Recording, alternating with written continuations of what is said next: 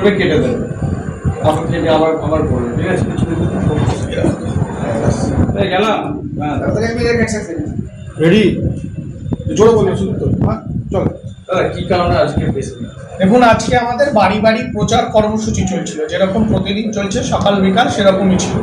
তার জন্য প্রয়োজনীয় যা অনুমতি নেওয়ার সেগুলোও ছিল, যেভাবে ইলেকশন কমিশন থেকে অনুমতি নিতে হয়। আমাদের 12 নম্বর ওয়ার্ডে মূলত ছিল লালকুঠি ওই বাস স্ট্যান্ড থেকে, ওখান থেকে কোনা কলোনি বাজার। তো আমরা যেরকম বেরোই সেরকমভাবেই বাড়ি বাড়ি জনসংযোগ করছিলাম। ঠিক প্রথম ঘটনা ঘটে কোনা কলোনি মোড়ে তৃণমূল পার্টি অফিসের সামনে দাঁড়িয়ে সেই জয় বাংলা স্লোগান এবং আমাদের দিকে কর্মীদের দিকে তেড়ে তেড়ে আসা। আমরা সেখান এবং এই ঘটনা ঘটে ওখানে বাবলু খানের নেতৃত্বে। বাবলু খান থাকে হাজিনগরে 21 নম্বর ওয়ার্ড নেলসন রোডে। সেখান থেকে বাবলু খানরা ঠিক করে দেবে যে 12 নম্বর ওয়ার্ডে হালি শহরে বিজেপির মিছিল বেরোবে কিনা।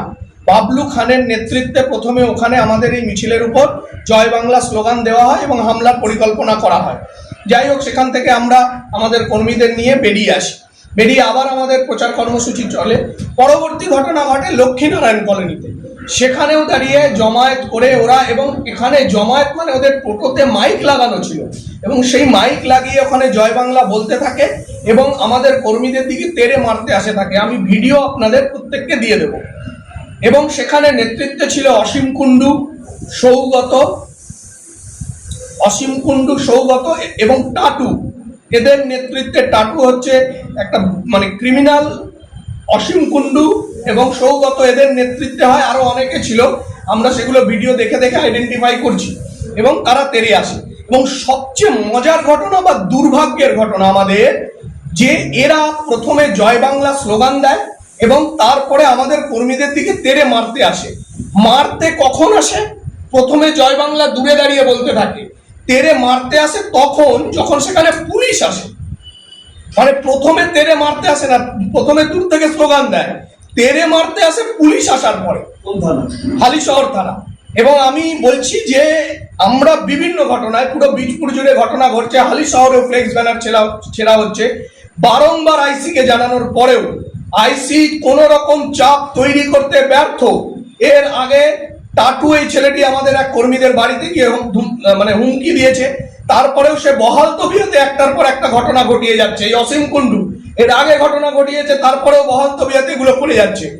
হালিশহর আইসির প্রচ্ছন্ন মদতে, একদম সরাসরি হালিশহর আইসির মদতে তৃণমূল এই ঘটনা ঘটতে সাহস পাচ্ছে। পুলিশি সহযোগিতা পাচ্ছেন না। পুলিশ হালিশহর আইসি একেবারে, তার কোনো ব্যক্তি ইন্টারেস্ট নিশ্চয়ই আছে, অথবা তৃণমূলের সে অতি ভক্ত। তার কারণ সে আমাদের কর্মীদের বাড়িতে যাচ্ছে, আমাদের যে কর্মীরা বাইরে আছে বা বিজেপিতে আছে তাদের বাড়িতে যাচ্ছে, বলছে এরা ক্রিমিনাল থাকতে পারবে না। অথচ যে ক্রিমিনাল একটার পর একটা ঘটনা ঘটাচ্ছে সেখানে উনি কোনো পদক্ষেপ নিতে পারছেন না। আমরা সরাসরি ইলেকশন কমিশনকে অভিযোগ জানিয়েছি এবং এটা সমস্ত মানে কেন্দ্রীয় নির্বাচন কমিশন, রাজ্য নির্বাচন কমিশন, সিপি কে কমপ্লেন করব। এই আইসি কে রেখে বীজপুরে এই হালিশহর আইসি থাকলে হালিশহর অশান্ত করবে, কারণ সে প্রত্যক্ষ মদত করছে। যখন আইসি কে ফোন করছি, আইসি বলছে আমরা দেখেছি, দুপক্ষের বিরুদ্ধে ব্যবস্থা নেব। কিন্তু আইসির তো প্রথম দেখা উচিত, যেখানে বিজেপির প্রচার চলছে সেখানে তৃণমূল কংগ্রেস মিছিল নিয়ে এলো কেন? তাদের অনুমতি, মানে তারা অনুমতি ছাড়া, আমরা তো আমাদের অনুমতি মোতাবেক রুট দিয়ে আমরা মিছিল করছি। কেন্দ্রীয় বাহিনী তো পুলিশ যেভাবে পরিচালনা করবে ছিল, কিন্তু হালিশহর আইসির কথাটা ভাবুন যে দুপক্ষের বিরুদ্ধে ব্যবস্থা নেব, মানে আমাকে কেউ মারবে, আমি পাল্টা যদি জয় বাংলা মানে জয় শ্রীরাম বলি বা আমি তার জয় বাংলা বলার প্রতিবাদ করি, তাহলে দুপক্ষের বিরুদ্ধে ব্যবস্থা নেব। কিন্তু হালিশহর আইসি একবারও এটা বললেন না যে বিনা অনুমতিতে তৃণমূলের মিছিল আমাদের মিছিলের সামনে এলো কেন। এবং পুলিশ আসার পর তারা অ্যাগ্রেসিভ হলো, আমাদের তৃণমূল কর্মীদের দিকে মারতে এলো। এই আইসি কে রেখে হালিশহর এক ভয়ঙ্কর ভারতের স্তূপের ওপর এই আইসি নিয়ে যাচ্ছি। থানায় আমরা তো এক্ষুনি কমপ্লেন করছি, এই কমপ্লেন তৈরি হচ্ছে। আমরা এর আগে একটা মেল করে দিয়েছি, এখন আমরা সমস্ত জায়গায় মেল করছি। এবং থানায় কি অভিযোগ করবো? আমরা নির্বাচন কমিশনে অভিযোগ করব, সিপির কাছে অভিযোগ করব। হালিশহর আইসি বর্তমানে তৃণমূলের প্রেসিডেন্ট হয়েছে, তৃণমূলকে জেতানোর দায়িত্ব হালিশহর আইসি নিয়েছে। আতঙ্ক রয়েছে যে প্রচারে আক্রমণ হতে পারে, প্রতিটা মুহূর্তে প্রচারে আক্রমণ করার চেষ্টা হচ্ছে। কিন্তু আমরা একদম পরিষ্কার বলছি, প্রচার একদিন এক মুহূর্ত থামবে না। তৃণমূল চেষ্টা করে যাক, দেখি আজকেও তো থামাতে পারিনি, চেষ্টা করছে অনেক জায়গায় আমাদের মিছিলে হামলা করার, জয় বাংলা বলার, থামাতে পেরেছে। সকাল বিকাল প্রচার চলছে, সারা বীজপুর আমি অলিতে গলিতে ঘুরে বেড়াবো, তৃণমূলের যদি ক্ষমতা থাকে আটকায়, এবং এই হালিশহর আইসির নামে যেখানে যেখানে অভিযোগ জানানোর হয় জানাবো, কারণ হালিশহরের তৃণমূলকে জেতানোর দায়িত্ব এই হালিশহর আইসি নিয়েছেন।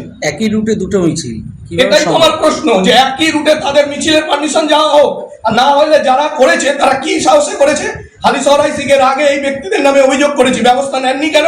তার মানে হালিশহর আইসিকে তারা পাত্তা দিচ্ছেন না, অথবা হালিশহর আইসি তাদেরকে মদত করছে যে কোনোভাবে বিজেপির উপর আক্রমণ করা। এই বিষয়টার উপরে প্রচারে যেভাবে বাধা দেওয়া সৃষ্টি করা হচ্ছে, কি কারণ থাকতে পারে? কেন এরকম হচ্ছে? কারণ যেভাবে আমরা মানুষের সাড়া পাচ্ছি একদম পরিষ্কার, সেটা তৃণমূলও বুঝতে পারছে যে মানুষ স্বতঃস্ফূর্ত ভাবে এগিয়ে আসছে, মানুষ বাংলায় পরিবর্তন চাইছে, বাংলার মানুষ, বীজপুরের মানুষ শিক্ষা, স্বাস্থ্য, কর্মসংস্থানের প্রশ্নে দুহাত ভরে আমাদের আশীর্বাদ দিচ্ছে। জানেন এত ভয়ঙ্কর ঘটনা, যেহেতু প্রচারের সময় আপনারা থাকেন, ক্যামেরা থাকে অনেক, এখন তো সোশ্যাল মিডিয়ার যুগ, অনেকে ক্যামেরা করে, যারা আশীর্বাদ দিচ্ছেন তাদের বাড়ি চলে যাওয়া হচ্ছে রাত্রির বেলা, তাদের ধমকি দেওয়া হচ্ছে।